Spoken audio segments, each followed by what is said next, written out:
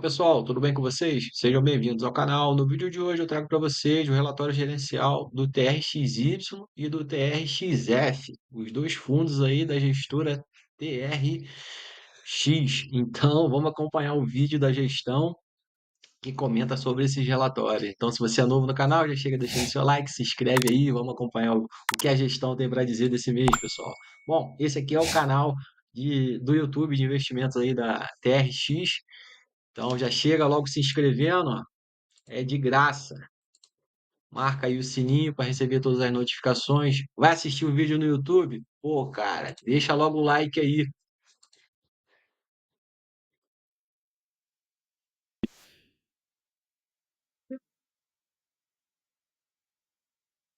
Olá pessoal, tudo bem? Sou Gabriel Barbosa, sócio, membro do Comitê de Investimentos aqui da TRX. Estou aqui com o Vinícius Araújo, responsável pela nossa área de relação com investidores, e com o Raul, responsável aqui pela tese de ativos listados no nosso time de gestão aqui da TRX. Esse é o webcast da TRX referente ao mês de outubro, onde a gente vai falar um pouquinho do que aconteceu nos mercados, como isso impactou principalmente os fundos imobiliários, e também falar dos resultados aqui do relatório gerencial do TRX F11 e do TRX Y.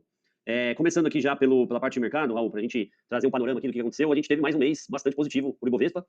O IFIX ficou um pouco de lado, né? Acabou terminando o mês aí com um retorno de 0,12%, ou seja, de lado, né? 0 a 0, mas com um retorno ainda bastante positivo no ano, superior a 15%, batendo o CDI, e acompanhando um pouquinho o cenário positivo para a renda variável. Como é que você viu isso aí e o que a gente tem de expectativa para esses próximos meses? Boa. A gente teve mais um mês positivo e teve também lá no início do mês a medida provisória, né, 303, que caiu, né, acabou sendo pautada e retirada depois na Câmara dos Deputados, então isso acabou trazendo ali um vento a favor, né, com a questão de tributação de dividendos e pelo menos nesse curtíssimo prazo. Então isso foi um vento a favor para tanto fundos imobiliários quanto para ações, e aí por isso que ações também andaram bastante, se pegar o IDIV também andou até um pouco mais que isso. Em que as ações aqui, o Bovespa subiu mais de 2%, né, no mês, subiu 24% no ano, e fixa aqui próximo de 15%. Além disso, a gente vê que a gente teve aqui também no início do mês de novembro uma decisão de manutenção aí do Copom, né? Então o Copom decidiu de novo, né, e mantém em 15% a taxa de juros, o que traz aqui uma sinalização de que em algum momento muito em breve a gente deve iniciar o corte de juros.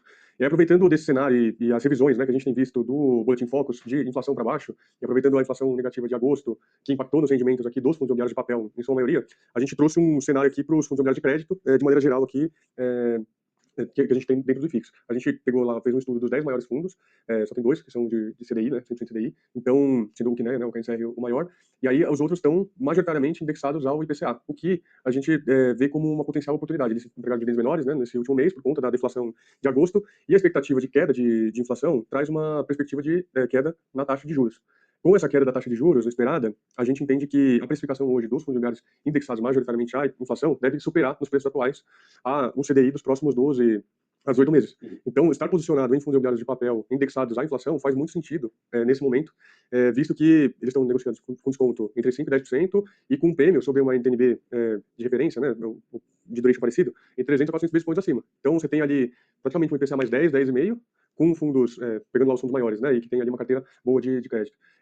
Com potencial ganho de capital, pagando menos, né, do que ele vale no patrimônio, e com um carrego super interessante que para os próximos 12 meses vai dar mais do que a Selic projetada. Então, a gente vê que tem uma oportunidade hoje na mesa, assim, dado que a gente no ano que vem deve ter uma queda de Selic, o início do ciclo de corte, é bastante interessante.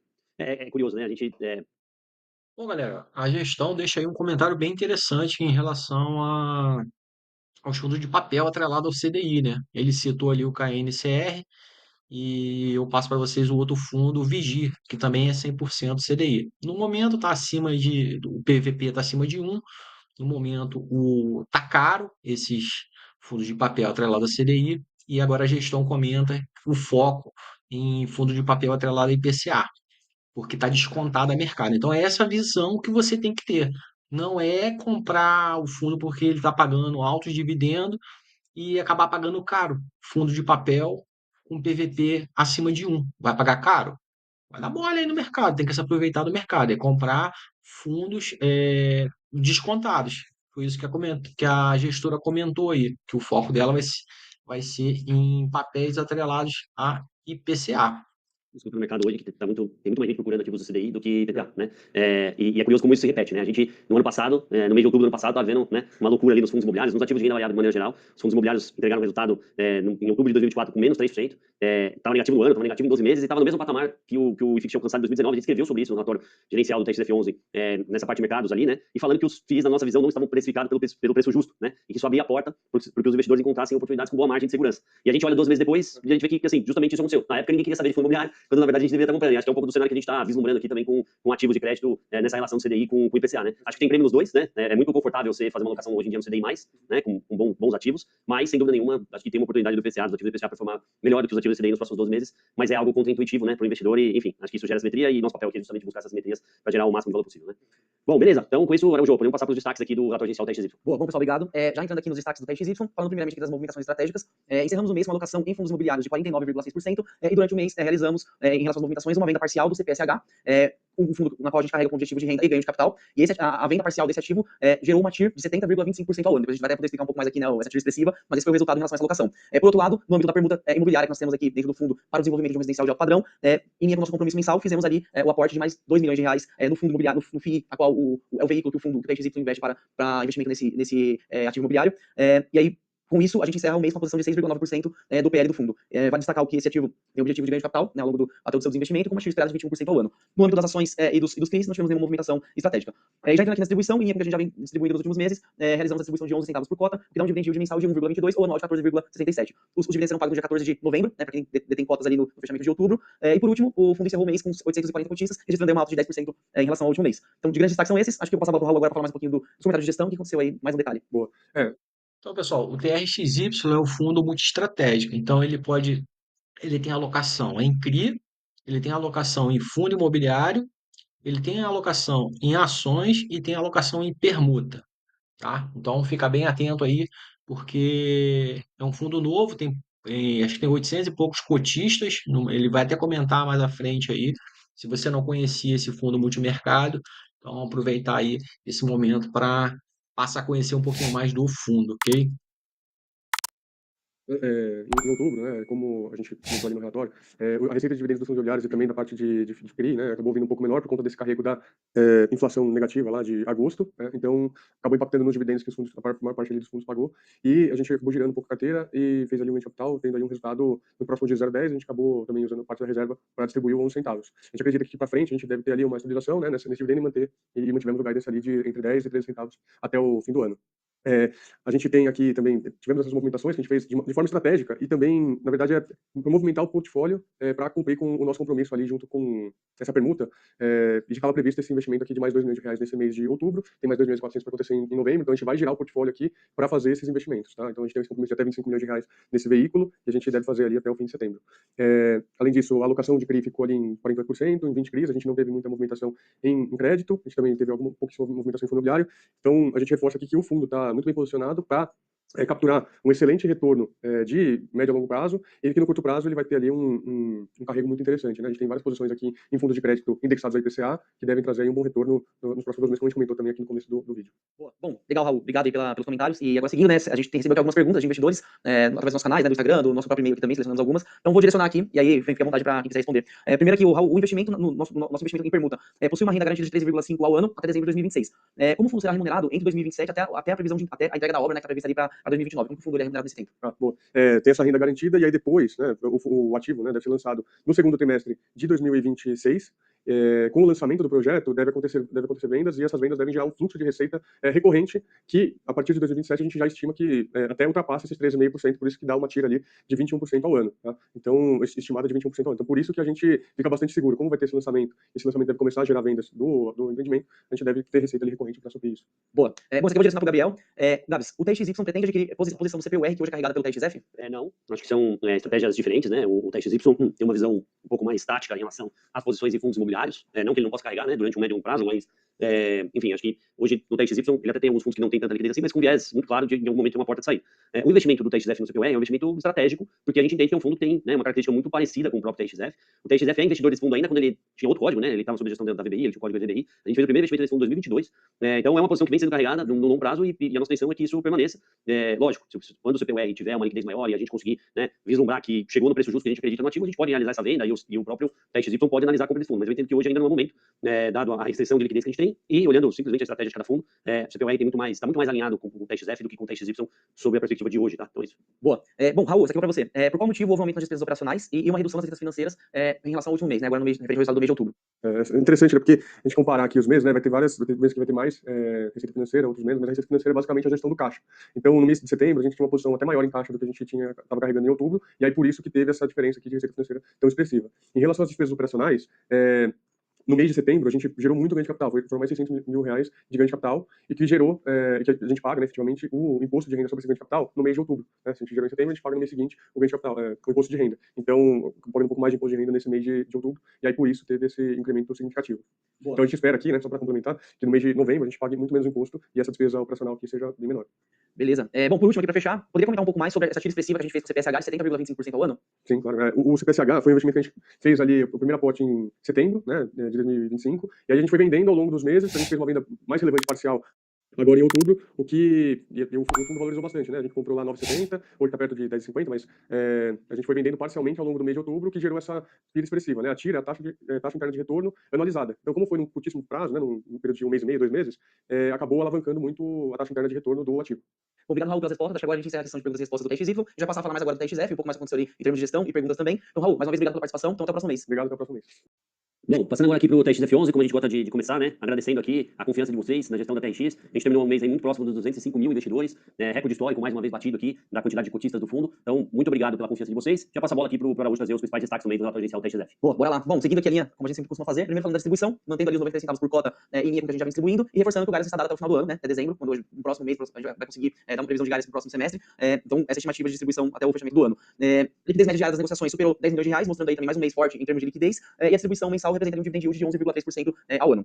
Já entrando aqui nos principais pontos, destaque para o andamento da 12ª emissão de cotas. No dia 27 de outubro, a gente encerrou o período de exercício de direito de preferência, onde conseguimos captar ali um montante total de 93 milhões de reais. A gente está gravando o vídeo aqui já no dia 10 de novembro, e aí já destacando também o resultado que divulgamos essa semana o resultado das sobras e montante adicional, onde nós conseguimos levantar também mais um montante de 511 milhões de reais, totalizando ali 604 milhões entre DP e sobras. Então, um montante bem expressivo, né, pra gente aqui. A gente ficou muito feliz com esse resultado, e a gente vai explorar um pouco mais aqui, né, ao longo do relatório. Vale destacar que a oferta iniciou, agora a partir do dia 7, inicia-se o prazo também de subscrição na B3 e no escritural para investidores profissionais, né, essa categoria para profissionais da oferta. Bom, e por último aqui, 6 anos de TXF11, comemoramos agora no mês de outubro, né, o fundo nasceu ali em 15 de outubro de 2019 e as cotas foram listadas ali em janeiro de 2020, então a gente vai explorar um pouco mais ao longo do relatório os principais destaques, o que aconteceu ao longo de todos esses anos, que hoje categorizam o TXF11 como um dos principais fundos de tijolo da bolsa. Então, vou passar aqui pro Gabriel, já entrar nos comentários de gestão e contar um pouquinho mais do que aconteceu ao longo do mês. Legal. Bom, a gente trouxe aqui como informação, né, que as obras do Hospital Albert Einstein aqui em São Paulo alcançaram aí a marca de 85% do avanço das obras, ou seja, já estamos caminhando aí para a fase final de construção do Hospital Albert Einstein, e também a gente concluiu, né, no fechamento do relatório a gente tinha em torno de 98% de avanço nas obras da loja Obra Marques São Gonçalo, mas já no começo de novembro isso foi concluído e a loja foi inaugurada no último dia 5 de novembro. Quem quiser, né, ver fotos aí do ativo, pode entrar no nosso Instagram, no nosso LinkedIn, a gente publicou algumas fotos lá do dia da inauguração dessa loja da Obra Marques em São Gonçalo. A partir da inauguração, passa a valer o contrato atípico, né, de 20 anos que a gente tem agora com a Obra Marques, que é uma das maiores redes aí de material de construção do mundo.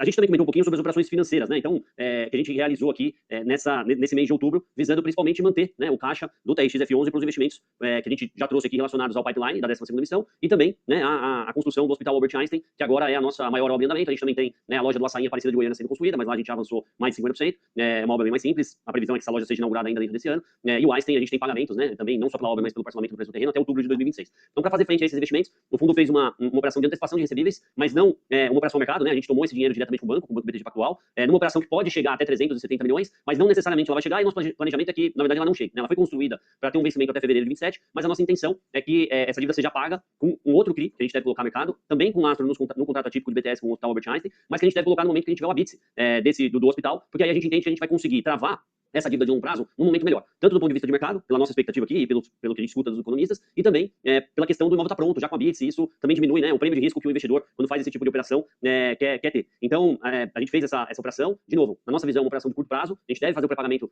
dessa CCI no primeiro semestre do ano que vem, esse é o nosso planejamento, a depender das condições de mercado, e também a gente depende de terceiros, né, em relação à emissão do ABITS, mas o nosso planejamento é isso que a gente tem para essa operação. E para fazer esse pré-pagamento, a gente já tem, né, foi assinado junto com os documentos dessa operação, um mandato com o próprio BTG Pactual, onde ele se comprometeu a captar até 400 milhões de reais com a antecipação desses recebíveis do Hospital Albert Einstein, num CRI indexado ao PCA e com prazo de 15 anos. E aí a gente pode pré-pagar essa outra dívida, que foi feita a CDI, né? A gente já falou sobre isso aqui, né? A gente sempre prefere fazer as antecipações de recebíveis casadas com os contratos de locação.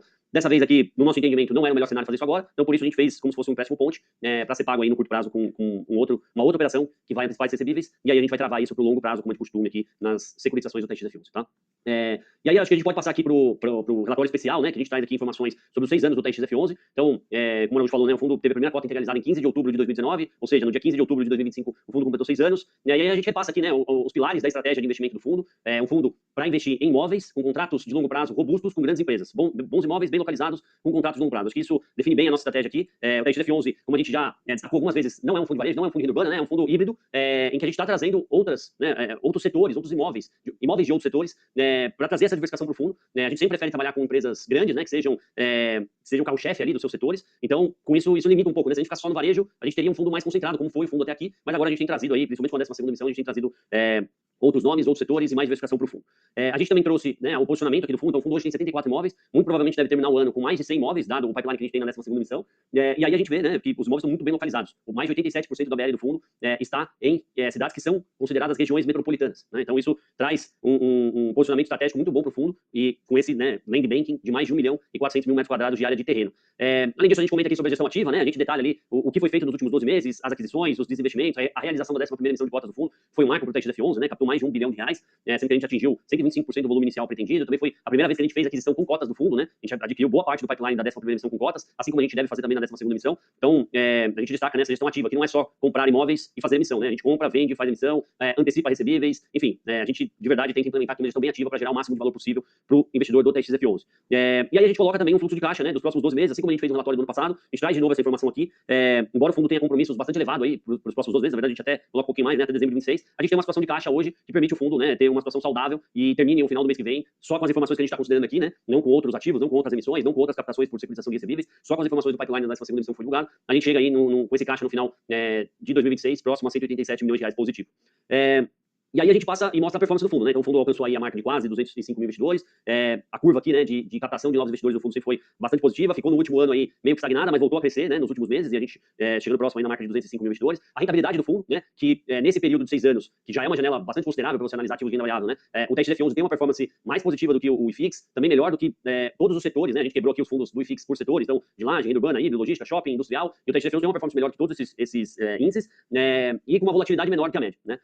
E aí, quando a gente olha a rentabilidade total, né, com dividendos, o fundo tem aí um retorno para o investidor de 83% nesse período, que supera consideravelmente o CDI, né, e o IFIX e o ITIT também, que é o índice ali da Teva para fundos de tijolo.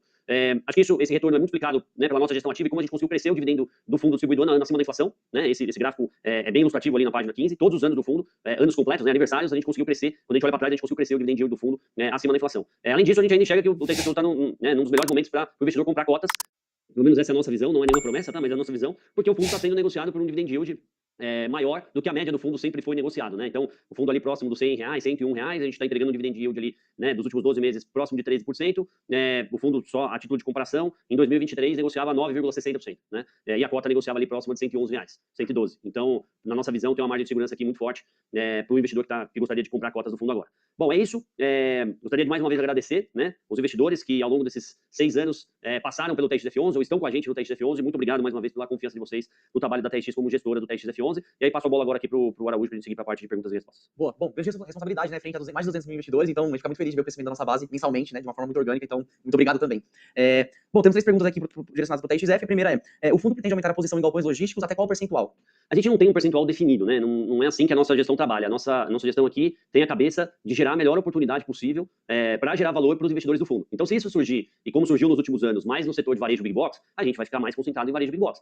A partir, né, desse ano, a gente começou a ver mais oportunidades no setor de logística. O setor de logística está num momento muito bom.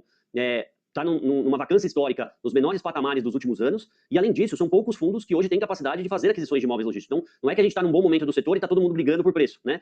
Os outros fundos de logísticas não estão em momentos, pelo menos, né, a grande maioria deles, em momentos de fazer captações. E quando a gente consegue fazer isso, essas aquisições, nesse momento, de novo, em que os preços estão bons, o cenário micro do setor é positivo, e a gente não tem tantos investidores assim brigando, né, por fazer negócios, a gente se coloca numa boa posição de fazer bons negócios para o fundo, e por isso que a gente tem aumentado, né, essa participação de logística agora no TXF11 a partir desse ano. Mas a gente não tem um percentual, a gente vai até onde a gente entender que faz sentido. Acho muito difícil que o setor de logística, por exemplo, chegue a ter mais de 50% da carteira do fundo, pelo menos no médio prazo, porque a gente tem uma posição muito grande em lojas de varejo, né, e isso vai continuar sendo assim pelos próximos anos, a não ser que alguma coisa mude no meio do caminho, mas enfim, acho que essa é a nossa visão, né, com a perspectiva que a gente tem hoje. Bom, um fundo é híbrido, como a gente sempre destaca, né? Então hoje ele está varejo e em algum momento essa diluição vai ocorrer, como já está ocorrendo agora com essa emissão e entrada de ativos de outros segmentos, mas a cabeça é essa. A segunda pergunta aqui, a previsão de compra de mais imóveis em 2026, além do que já foi divulgado no pipeline da 12ª emissão? Sem dúvida. Assim, a gente, né, vem enfatizando isso aqui nos últimos webcasts, em todos os nossos posicionamentos. O momento é muito favorável para a aquisição de imóveis, e são poucos fundos que hoje têm uma posição para negociar imóveis com desconto ou com margem, enfim. Ou porque não tem condições de fazer captação nesse momento, porque há um desconto muito grande da cota patrimonial para o valor de mercado, ou porque ele gostaria de pagar em cotas, mas também esse desconto inibe ele chegar num preço justo do imóvel, né? Geralmente, o vendedor do imóvel vai colocar esse desconto na conta. No nosso caso, isso não acontece. A gente negocia a aquisição de um imóvel, seja por dinheiro, seja por cota, exatamente no mesmo valor, né? Porque o nosso fundo não tem um desconto relevante, né, da cota patrimonial em relação ao preço de mercado. Então, dito isso, a gente continua aqui originando bastante operações, tem bastante coisa sendo analisada já, né, vamos dizer assim, por um curto, médio prazo pós essa emissão que a gente está fazendo agora. O TXF11 continua sendo muito demandado e muito bem visto por investidores que têm imóveis e gostariam de, né, transpor essa posição, de transferir essa posição, né, de dono do imóvel para cotista do TXF11 e ter exposição a um portfólio maior e com liquidez diária. Então, acho que isso favorece muita gente, por isso a gente está, sim, olhando novas operações também já para 2026. Boa, bom, por último aqui, essa a gente responde sempre, a gente sempre comenta, mas o TXB pertence ao TXF, qual o percentual ali de alocação? Sim, na nossa visão, o TXB é um braço do TXF11, né, é um instrumento de carrego de algumas lojas que foram adquiridas lá em 2020, e o TXF11 tem 99,8% do TXB. Então, basicamente, não é o único dono, que a gente tem no TXB em torno de 500 cotistas, né, mas o TXF11 é de longe o maior investidor do TXB, controlador, e a gente pretende que isso seja assim, pelo menos essa é a nossa visão hoje aqui na TX, tá? Boa. Bom, com isso a gente encerra a sessão de perguntas e respostas e encerra o webcast também. Então, mais um mês eu gostaria de agradecer a todos que participaram, que nos assistem aqui. E vou deixar o encerramento, né, deixando os nossos contatos, nosso e-mail oficial, que é o ri@trx.com.br, nossas redes sociais, o @TX Investimentos, pro Instagram, pro Spotify, né, o nosso webcast é disponibilizado ali também, e o nosso canal no YouTube, que é o TX Investimentos, né, onde vocês conseguem consultar ali webcasts antigos, enfim, evolução de obras e demais conteúdos que a gente acha interessante publicar ali. Então, mais uma vez, muito obrigado, até o próximo mês. Valeu, pessoal, até o próximo.